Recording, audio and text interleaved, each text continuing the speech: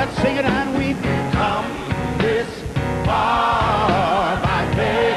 Oh, leaning on the Lord. I'm trusting in His holy word. You got to have a constant worship of God. Another downfall that Lot had was he had a relationship with God, but it was private.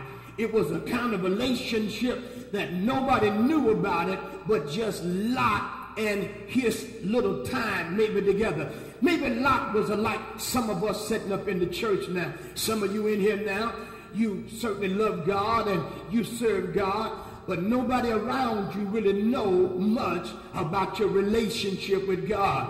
People know that you seem to be a nice person or a church person, but there is no public display of your worship.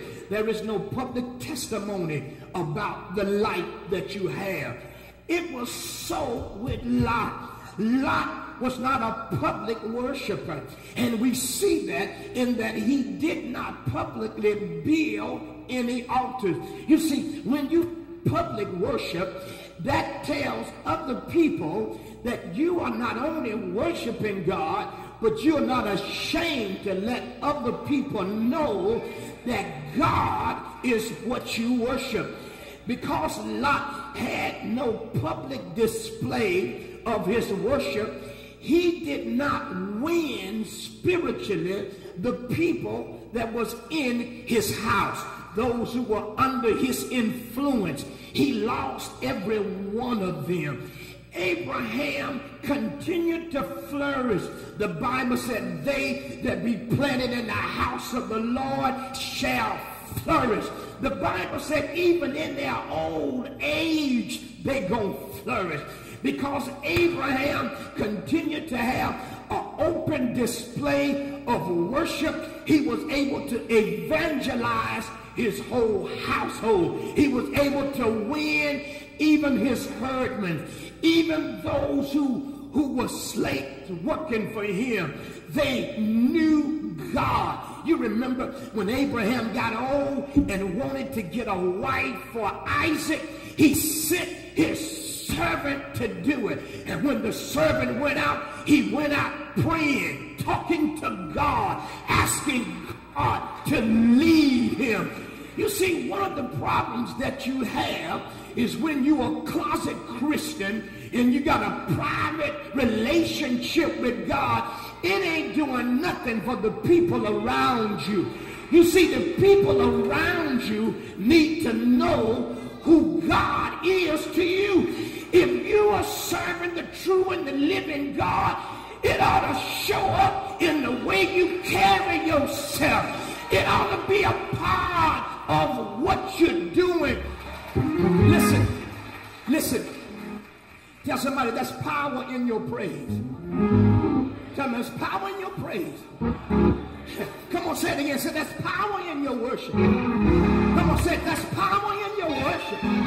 Say there's power in your praise. You see, Abraham was a praiser.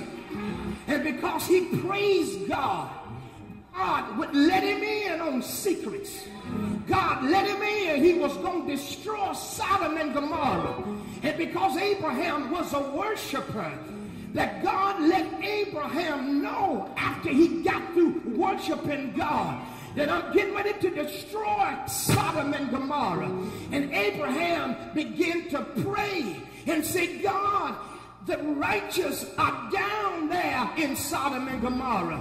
And he began to say, if there's 50 down there. And I always ask myself, why did he say 50? Because he knew when Lot left him, there was about 50 people or more that was with him. And he was saying, I know that got to be 50 down there. And when God said, and when he began to come down, Abraham was shocked himself that this boy ain't testified and got the rest of the generation around him to believe God. So Abraham came down to just say, whoever in there, God, that's saved, would you give them a chance to come out?